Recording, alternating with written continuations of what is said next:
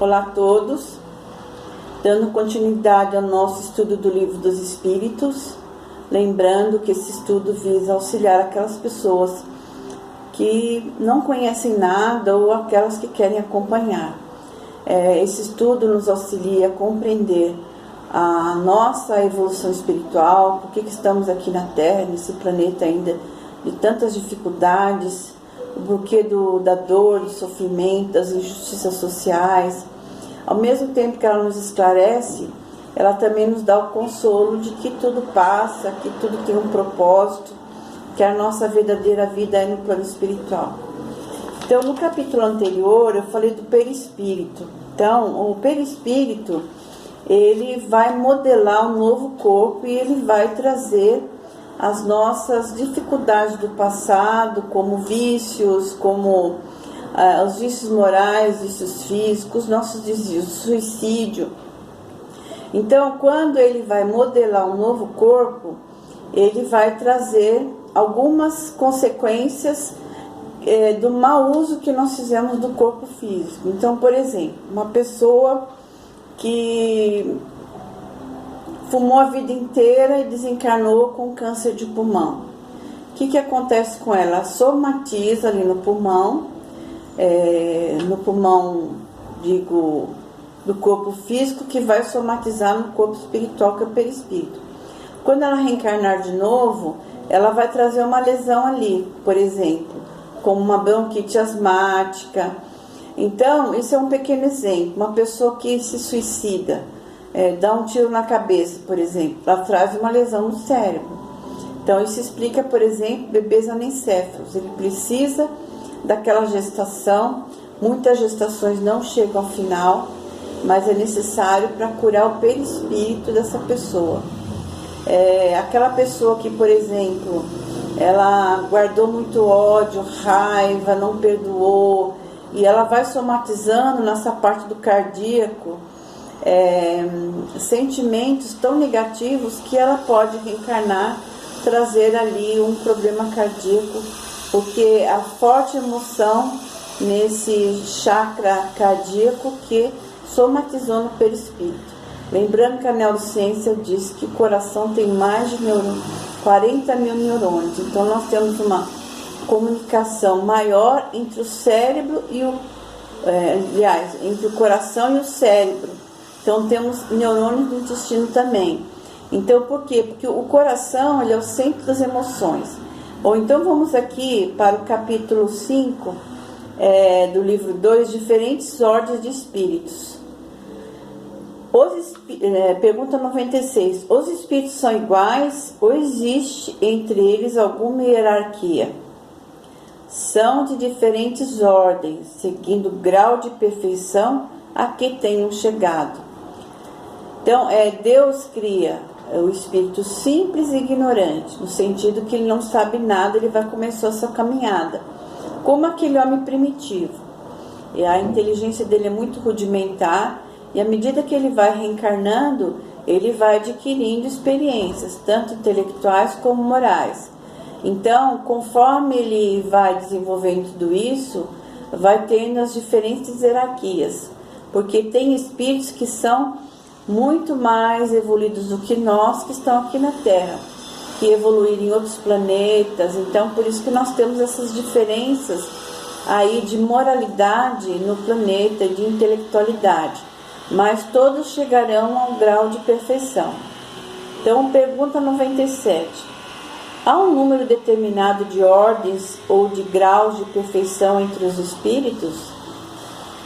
É ilimitado o número dessas ordens, pois não há entre elas uma linha de demarcação, traçada como barreira, de maneira que se podem multiplicar ou restringir as divisões à vontade.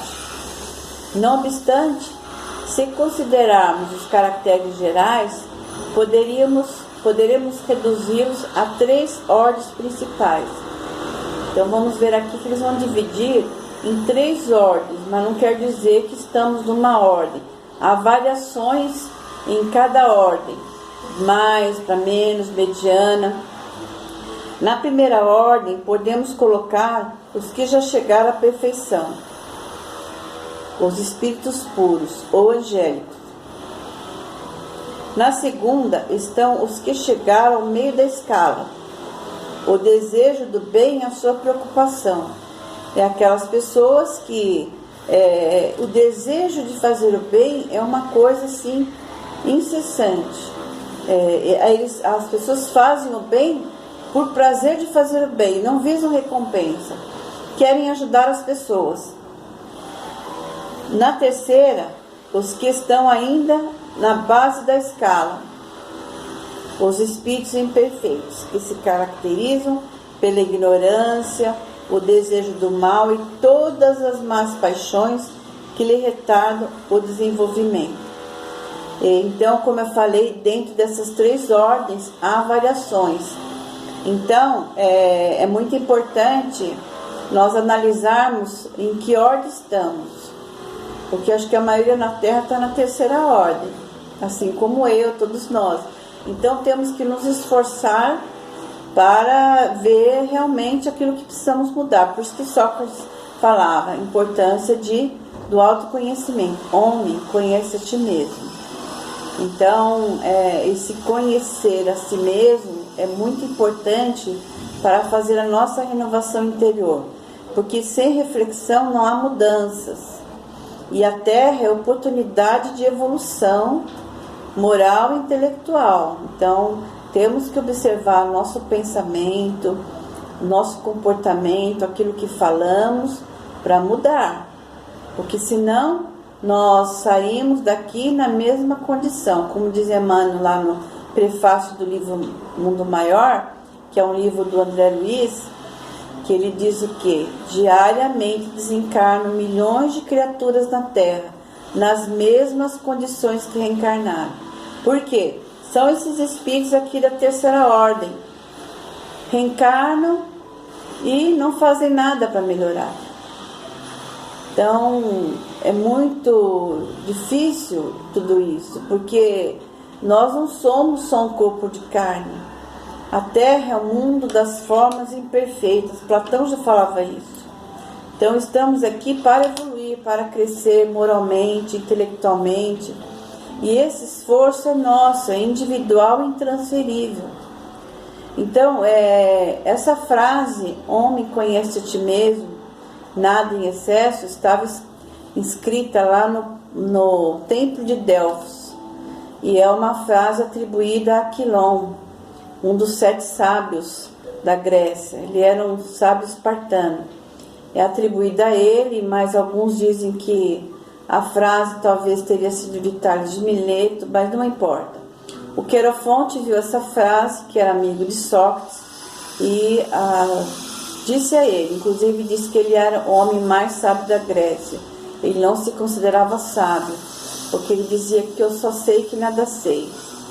Bom, então, essa importância do autoconhecimento já vem lá dos tempos antigos, porque a preocupação maior nossa tem que ser com a evolução espiritual. Bom, muito obrigada a todos. Se gostaram, compartilhem, se inscrevam no meu canal e aperte o sininho das notificações. Muita paz a todos, muito obrigada.